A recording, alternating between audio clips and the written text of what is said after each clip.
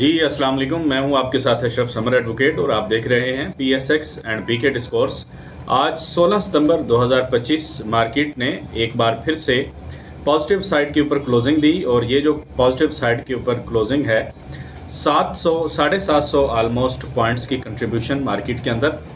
ये दरअसल oil and gas sector की मरहून मिन्नत है एंड उस वक्त में जब मार्केट महज 300 पॉइंट 350 पॉइंट पॉजिटिव रह गई थी और हमें लग रहा था कि इंट्राडे एक सेलिंग प्रेशर आ सकता है और बहुत गालिब इम्कान था जिस तरह से बैंकिंग सेक्टर में से कुछ स्टॉक्स और इसके साथ साथ कुछ दूसरे इंडेक्स हैवी वेट स्टॉक्स जैसा कि सिस्टम टेक्नोलॉजी सेक्टर में से और इसी तरह से जो दूसरे स्टॉक्स हैं फर्टिलाइज़र सेक्टर में से इंडेक्स हैवी वेट स्टॉक जैसे FFC है, ये लग ऐसे रहा था कि आज इंडेक्स को नेगेटिव क्लोज करने में अहम किरदार अदा करेंगे और इनकी वजह से इंडेक्स आज नेगेटिव क्लोज होगा। लेकिन thanks to oil and gas sector के उसके अंदर बर वक्त एक मूवमेंट आई और इस मूवमेंट की जो मेन वजूहात हैं उनके ऊपर भी हम बात करेंगे। इससे पहले हम आज की मार्केट की जो मजमूई पिक्चर है उसको हम ज़रा खींचते हैं। 1,56,180 के ऊपर क्लोजिंग दी है। कल 1,55 से ऊपर थी और आज उसमें इजाफा हुआ है, यानी 1,56 का हिस्सा अबूर हुआ और क्लोजिंग अच्छी आई है मार्केट की, हायर साइड के ऊपर क्लोजिंग है। जबकि आज का लो देखें तो 1,55,781 का लो है और हाई देखें तो 1,56,467 का यानी 1,083 पॉइंट का हाई है। मार्केट ने एक अच्छे वॉल्यूम के साथ कम बैक किया आज के दिन।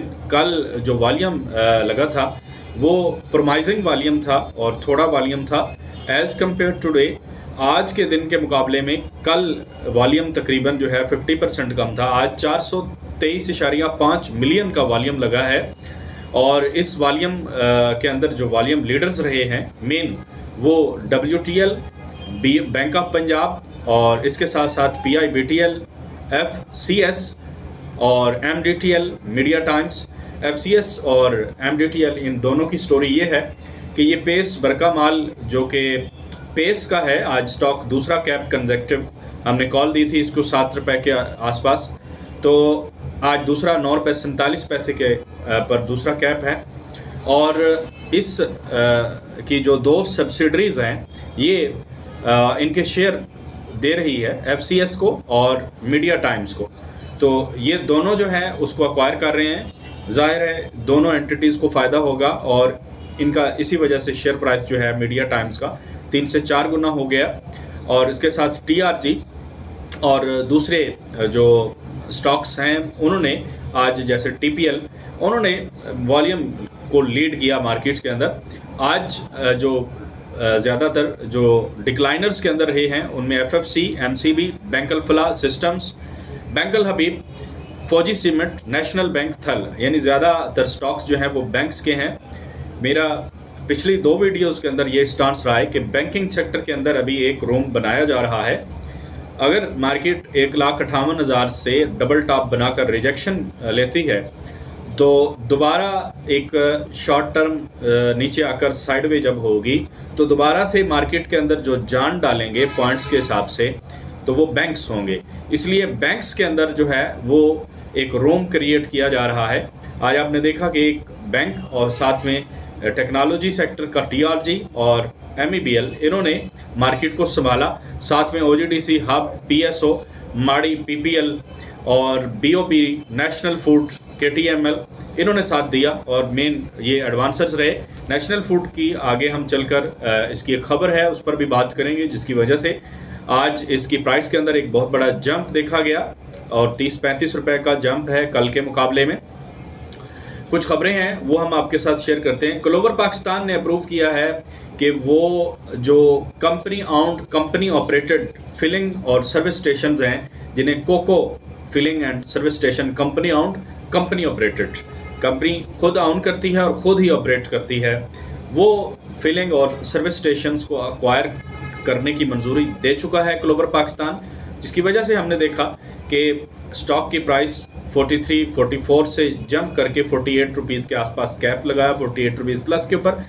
बाद में इंट्राडे कैप खुल गया और ये जो सर्विस स्टेशंस हैं ये इसकी एक पेरेंट कंपनी है क्लोवर पाकिस्तान की, जो फोसिल एनर्जी प्राइवेट लिमिटेड के नाम से है, उससे ये होली एक्वायर कर रही है।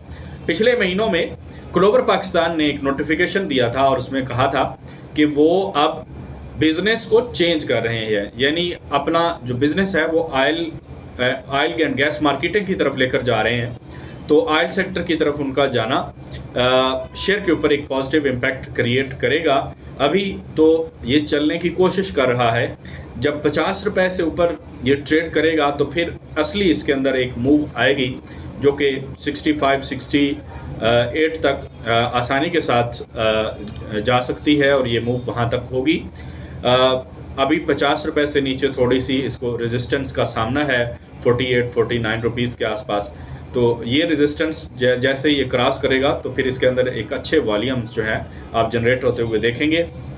उसके बाद दूसरी खबर, कोहिनूर मिल्स ने KML ने सोलर इंस्टॉलेशन को कंप्लीट कर लिया है और देखें कि कोई भी जो टेक्सटाइल की मिल है या कंपनी है वो ज़्यादातर उसका जो मेन अखराजात होते हैं वो पावर के अखराजात होते हैं। तो जब ये पावर के अखराजात बिलिंग जितने कम होंगे उतनी उनकी कॉस्ट ऑफ प्रोडक्शन कम हो जाएगी और कॉस्ट ऑफ प्रोडक्शन कम होगी तो मार्केट के अंदर वो बेहतर तौर पर compete कर सकेंगे और उनकी जो सेल है वो बढ़ जाएगी। तो इस तरह प्रॉफिटेबिलिटी के अंदर इजाफा आएगा, एक्सपेंसेस कम होंगे तो प्रॉफिट्स ज़्यादा होंगे। तो इसके ऊपर नज़र रखनी चाहिए। 99 रुपीज़ के आसपास का हाई लगाने के बाद 88-89 रुपीज़ के पास है, तो इसको एक अच्छी सपोर्ट के ऊपर आप ख़रीद सकते हैं अराउंड अबाउट 80 रुपीज़ के आसपास, और इस पर नज़र रखनी चाहिए। पाकिस्तान का जो बिज़नेस कॉन्फिडेंस इंडेक्स है जिसको BCI कहते हैं वो डिक्रीज़ हुआ है 2.1 पॉइंट्स, और सबसे ज़्यादा जो डिक्रीज़ देखा गया है वो इंडस्ट्रीज़ के अंदर यानी इंडस्ट्रियल सेक्टर के अंदर देखा गया है। उसके बाद फिर सर्विसेज सेक्टर के अंदर देखा गया है। इसका डिक्रीज़ आना इसकी मेन वजह ये है कि अभी तक गवर्नमेंट जो है वो इंडस्ट्रियल पॉलिसी को सामने लाने में नाकाम रही है और सिर्फ बातों की हद तक या ज़ुबानी जमा खर्च तक जो प्लान देने की बातें हैं वो होती रहती हैं, और अभी जो अमली मैदान के अंदर अभी कुछ हुकूमत इस मामले में कर नहीं पाई है और कोई परफॉर्मेंस नहीं दी, जिसकी वजह से पाकिस्तान बिज़नेस कॉन्फिडेंस इंडेक्स जो है उसके पॉइंट्स के अंदर डिक्रीज़ हमें देखने में मिल रहा है। उसके बाद जो अगली खबर है वो नेशनल फूड के हवाले से है कि नेशनल फूड के जो हसस के हिस्सादारान हैं यानी शेयर होल्डर्स हैं, उन्होंने अप्रूव किया है कंपनी के A1 बैग और सप्लाई की जो सरमायाकारी है उसकी रिस्ट्रक्चरिंग प्लान को अप्रूव किया है। A1 बैग और उसकी सप्लाईज़ का रिस्ट्रक्चरिंग प्लान और उसकी मंजूरी कंपनी को और उसकी सब्सिडरीज़ को जो कि UAE में काम कर रही हैं उनको मज़ीद अपने बिज़नेस को एक्सपेंड करने और उसको रिस्ट्रक्चर करके बेहतर तौर पर चलाने में मदद देगा, और कंपनी के लिए ओवरऑल ये पॉजिटिव इम्पैक्ट है, जिसकी वजह से 345 से स्टॉक की प्राइस ने जंप किया और 385 का इंट्राडे हाई लगाया। ये वजह थी नेशनल फूड की प्राइस के अंदर अचानक जंप आने की। और अगली और लास्ट जो न्यूज़ है वो शहबाज शरीफ की 25 सितंबर 2025 को ट्रंप के साथ UN के इजलास में शिरकत के दौरान मुलाकात का अमकान कवी हो चुका है। ये मुलाकात ख़ुसूसन जो रीजनल एस्केलेशंस हैं इज़राइल की ख़ित्ते के अंदर उस हवाले से, प्लस पाकिस्तान की जो ट्रेड है उस हवाले से, पाकिस्तान के साथ जो मामलात हैं, और इसके साथ साथ फ्लड के हवाले से जो मामलात हैं उनका ये डिस्कशन एजेंडा होगा। और इसके साथ साथ जो सिपहसालार हैं फ़ौज के जनरल आसिम मुनीर वो भी उनके साथ शरीक होंगे, ऐसा सुनने में आया है और ऐसा मुख्तलिफ़ अखबार रिपोर्ट्स कर रहे हैं, उनकी रिपोर्टिंग है। तो इसका अमकान जो है अब ज़्यादा हो चला है, तो ये एक पॉजिटिव डेवलपमेंट है। इसके साथ साथ मोहम्मद बिन सलमान ने प्राइम मिनिस्टर ऑफ पाकिस्तान को रियाज का दौरा करने का भी कहा है, और कहा है कि हम बड़ी बेसब्री से इंतज़ार कर रहे हैं। तो ऑयल एंड गैस सेक्टर के लिए ये एक पॉजिटिव डेवलपमेंट होगी कि अगर प्राइम मिनिस्टर ऑफ पाकिस्तान वहाँ पर जाते हैं और मोहम्मद बिन सलमान से मिलते हैं तो जाहिर है उसमें रेक्रूटिंग के हवाले से भी कोई ना कोई पेशरफ्त हो सकती है, और जिसकी वजह से आज आपने देखा कि PIBTL ने कम बैक किया। हालांकि उसने लॉस पर शेयर शो किया इस रिज़ल्ट के अंदर, लेकिन इसके बावजूद शेयर ने 12-12.5 रुपए की सपोर्ट लेकर दोबारा से 13.5 की तरफ सफ़र शुरू किया, और उसके साथ PPL OGDC माड़ी ने 682-87 की तरफ दोबारा रुझान बनाया। तो PPL 192-93 की तरफ और OGDC 272-73 की तरफ दोबारा से अपना सफ़र शुरू कर रहे हैं। और ये जो डेवलपमेंट्स थी इनकी वजह से ऑयल सेक्टर के अंदर एक मूव आई, और इसी सेक्टर ने आज मार्केट को प्रॉफिट टेकिंग की जद में आने से बचा लिया।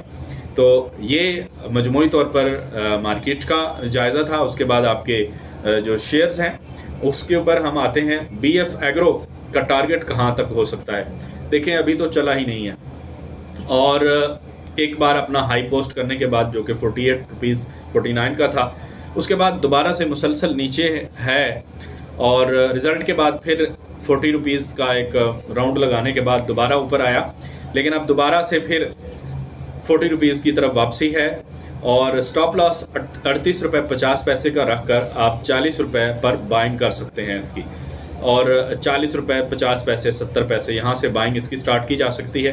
टारगेट इसका अगर लॉन्ग रन के अंदर 3-4 महीने में देखें दिसंबर एंड के ऊपर तो 50 रुपये इसका हो सकता है।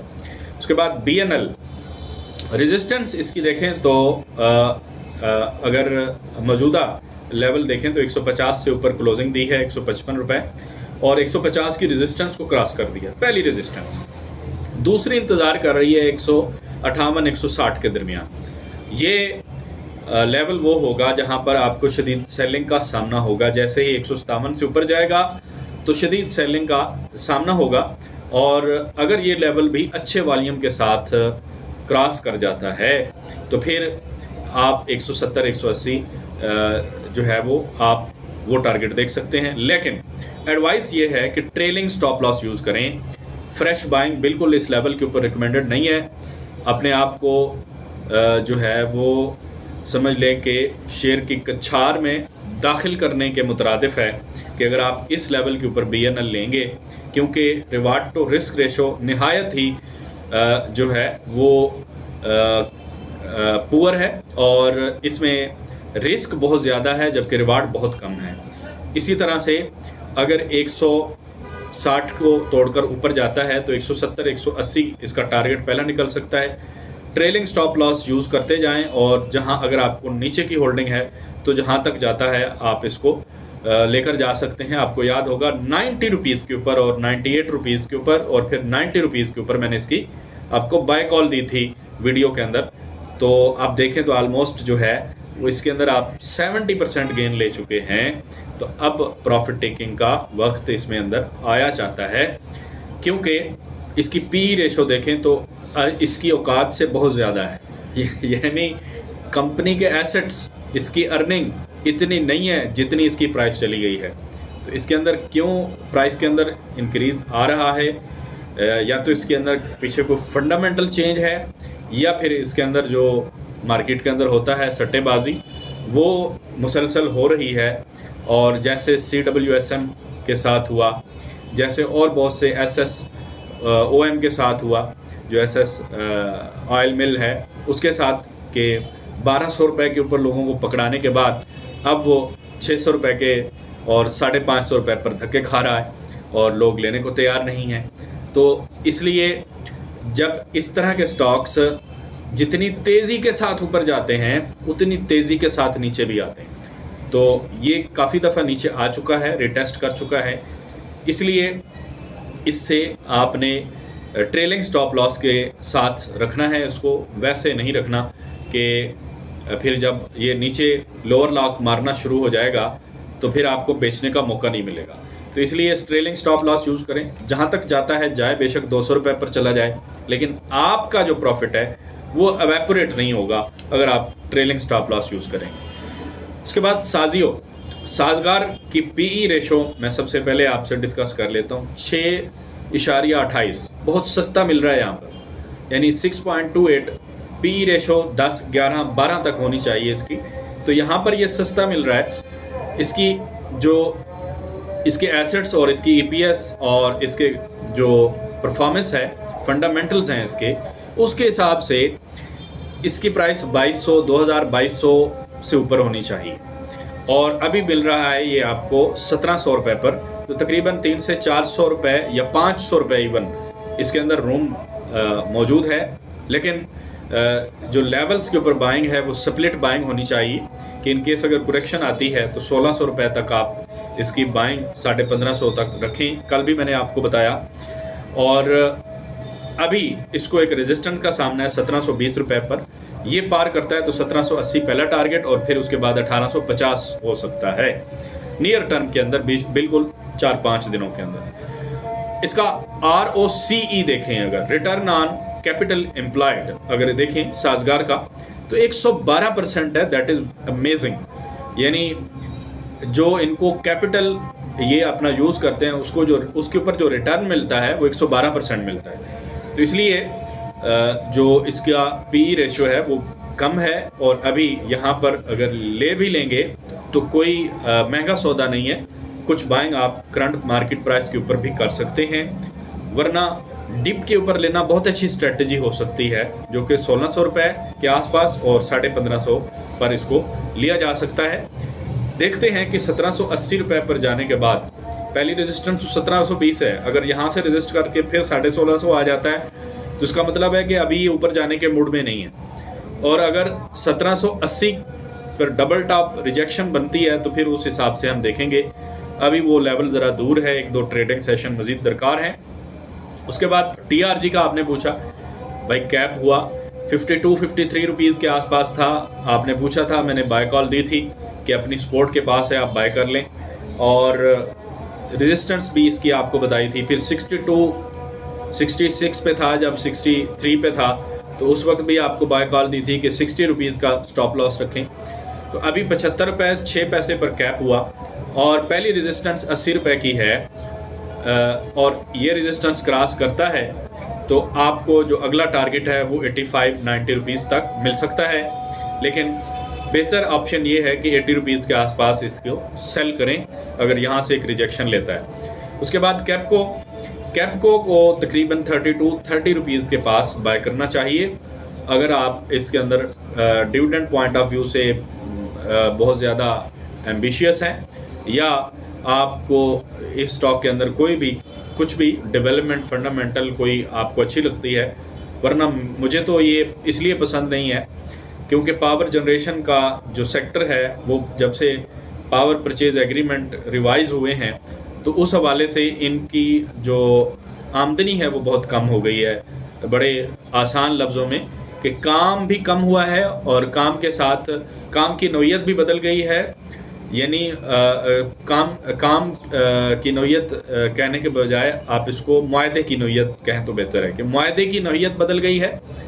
काम वही है लेकिन मुआहदे की नौयत बदल गई है और उसके साथ साथ काम भी कम हो गया है। तो जाहिर है फिर आमदनी भी कम हो जाएगी कंपनी की, और कम हुई है, इसमें सिग्निफिकेंट ड्रॉप हुआ है। तो अभी इसकी कल की खबर थी कि इसने कैपको ने भी पावर परचेज एग्रीमेंट में शामिल हो गया है। तो अब इसके अंदर क्या इम्कानात हो सकते हैं।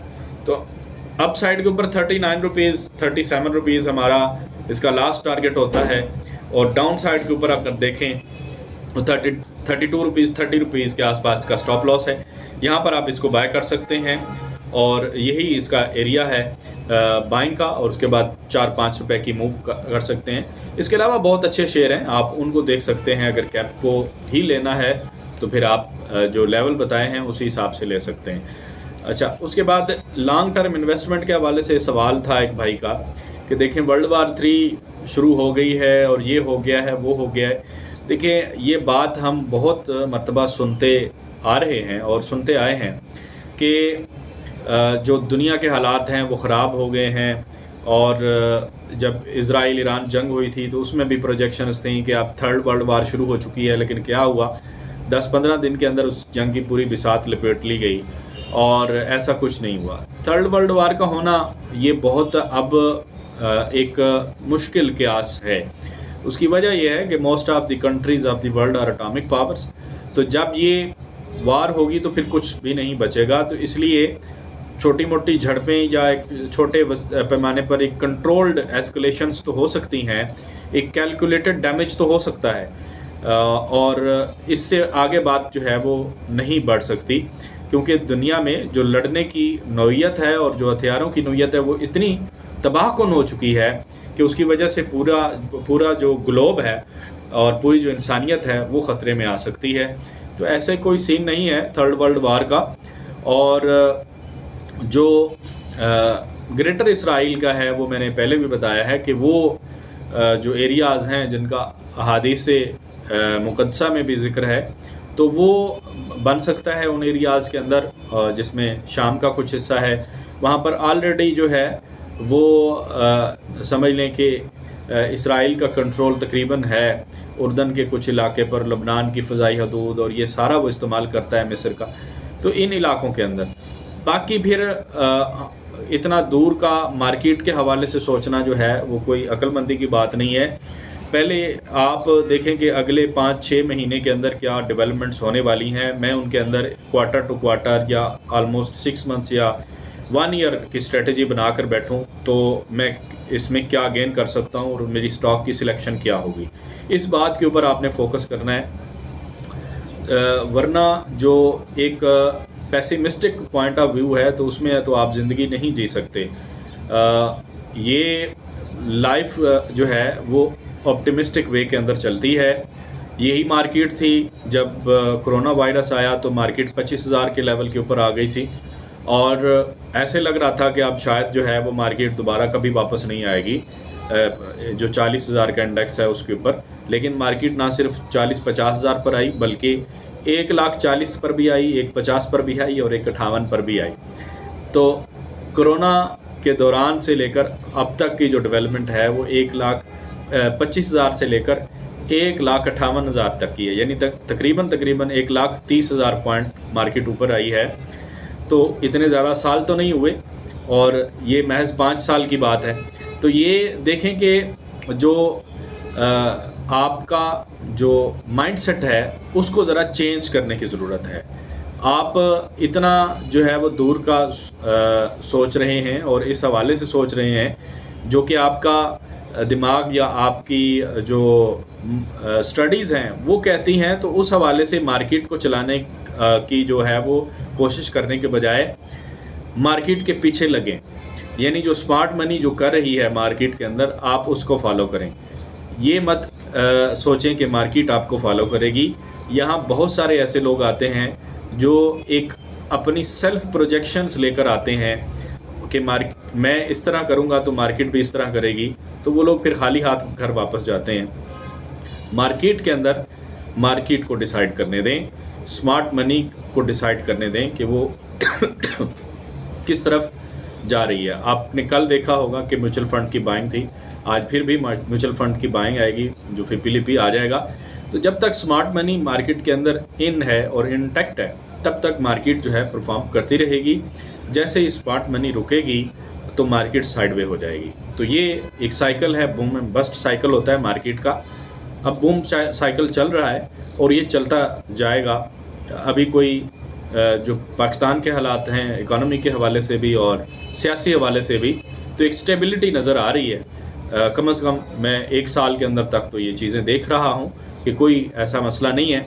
तो लिहाजा अपनी स्ट्रेटजी है वो बेबी स्टेप्स की तरह बनाएं, यानी 3 महीने की, 6 महीने की और साल की स्ट्रेटजी। तो इस हवाले से चलेंगे तो चीज़ें बेहतर हो जाएंगी और आप अच्छी ट्रेडिंग कर पाएंगे। इन्वेस्टमेंट भी इस हवाले से आपकी अच्छी हो जाएगी। मुझे इजाज़त दीजिए, इंशाल्लाह कल के ट्रेडिंग सेशन के बाद मुलाकात होगी। चैनल को सब्सक्राइब नहीं किया तो सब्सक्राइब ज़रूर कीजिएगा। अल्लाह हाफिज़, आपका बहुत शुक्रिया।